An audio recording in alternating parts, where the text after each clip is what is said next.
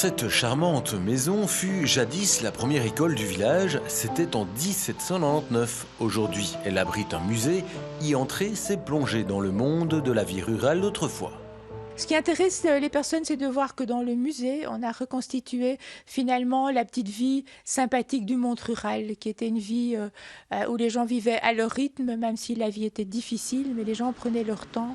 Et vous verrez en parcourant le musée que chaque objet a son utilité, mais est aussi soigné. C'est-à-dire qu'on prenait le temps de fabriquer des objets bien finis, jolis. Et des objets, ce musée en regorge.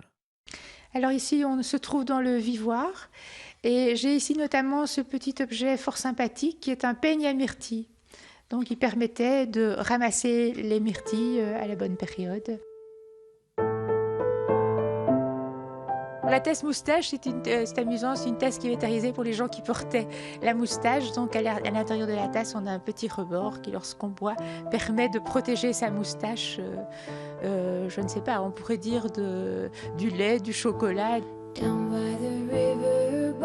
Les enfants sont curieux et alors bien souvent dans le musée, on essaie de créer des petites animations avec les enfants et on leur demande de trouver la fonction des objets et bien souvent, soit ils trouvent ou soit ils nous offrent des définitions amusantes. Le musée vous propose plusieurs pièces thématiques, le vivoire, les staminées, la salle des métiers, où les mots fléau, coffin ou encore blutoir n'auront plus de secret pour vous. Autre salle, celle dédiée au sabotier, le sabotier qui à l'époque planait. On creusait le bloc préparé pour réaliser le sabot et la plane permettait de débiter et d'arriver à un gabarit proche de la forme définitive du sabot. La deuxième fonction du sabotier étant celle de creuseur. Alors le sabot est ensuite placé sur un établi.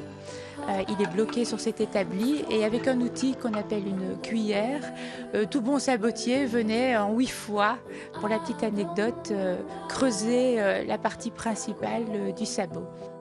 Myriam, votre guide, vous racontera plein d'anecdotes, des loisirs d'époque aux aventures de contrebandiers. Le musée de la vie rurale de Cudessart vous reçoit tous les jours de 13h30 à 18h. Un petit musée étonnant à découvrir sans nul doute, vous en ressortirez surpris.